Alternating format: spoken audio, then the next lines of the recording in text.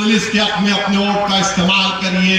और भाजपा कहती है कि यूनिफॉर्म सिविल कोड हम गुजरात में लेकर आएंगे। कौन सा uniform civil code? Hindu marriage act तो सेंट्रल पार्लियामेंट का एक्ट है, आप कैसे तरमीम करेंगे? और कौन सा यूनिफॉर्म सिविल कोड? गुजरात में अपना कोई धर्म परिवर्तन करना है तो इजाजत लेना पड़ता, तो कौन सा यूनिफॉर्म सिविल कोड? कौन सा यूनिफॉर्म सिविल कोड? जहां पर दलित, आदिवासी और अल्पसंख्यक समाज, अकल मुस्लिम अकलियतें बसती है, वहां पर पीने का पानी नहीं, वहां पर रोड नहीं, वहां पर गंदगी है। अरे वहां पर यूनिफॉर्मिटी क्यों नहीं आती? तो मेरे अजीज दोस्तों और बुजुर्गों, ये मजलिस का पैगाम आपके लिए है। आज हमने अपनी पहली इंतखाबी जलसे का आगाज जमालपुर से किया और मुझे यकीन है कि इंशाअल्लाह ताला जब नतीजा आएगा तो आप तमाम लोग मुत्तहिद होकर, पूरे कमजोर और मजलूम जनता मुत्तहिद होकर साबिर काबुली वाला को वोट देंगे। आप साबिर भाई को मत देखिए, आप असदुद्दीन ओवैसी की बात का यकीन करिए। मैं आपके दरमियान में खड़ा हूं, मैं आपके सामने हाथ फैलाकर आपसे इत्तेहाद की भीख मांग रहा हूं।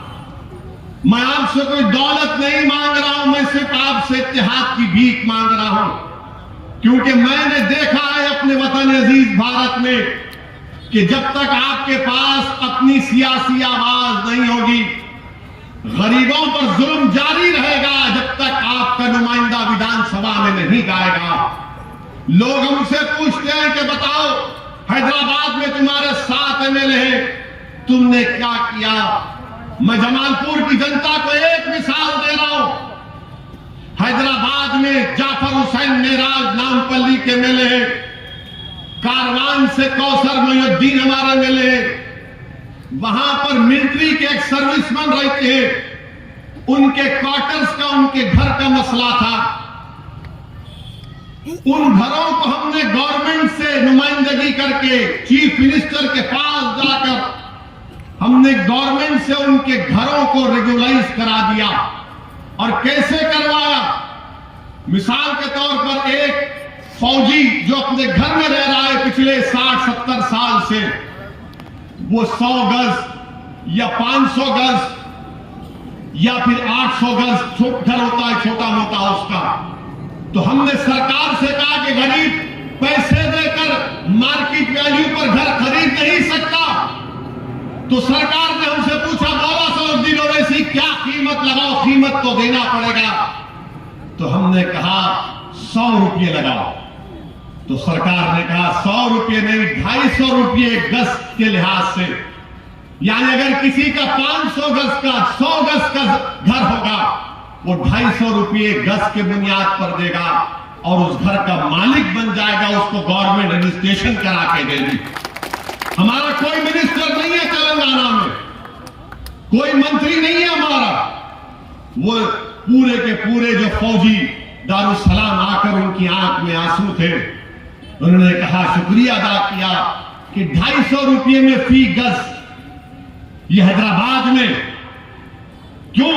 क्योंकि उनके नुमाइंदा था, उनका वोट था, उनका इत्तेहाद था, उनका सियासी शऊर था, जो सरकार के पास जाकर लड़कर ये काम करा सके।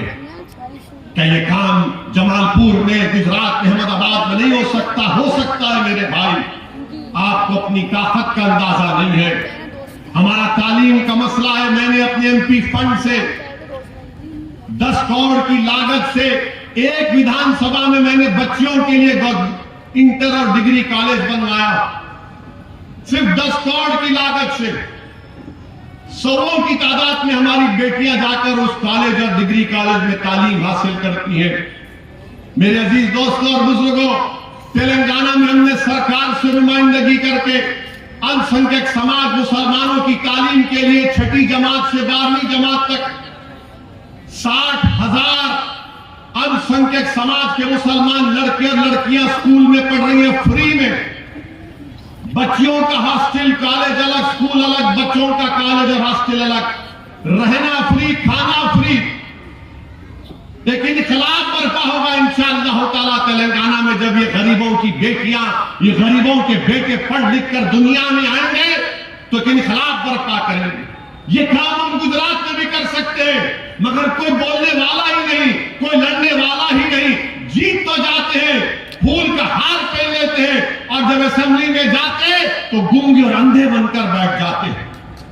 तो इसलिए मेरी आपसे गुजारिश है कि मजलिस को और दीजिए, और 5 तारीख के दिन सुबह फजर की नमाज के बाद अपने अपने पोलिंग बूथ को जाइए और मजलिस को उम्मीदवार की कामयाबी के लिए दुआ भी करिए।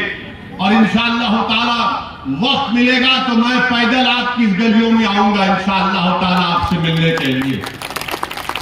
मैं आपके घर पर आऊंगा, आपके घर पर दस्तक दूंगा, और मैं जमालपुर की जनता को कह रहा हूं कि आपका घर जरूर है, मगर मेरा भी आपके घर पर हक है।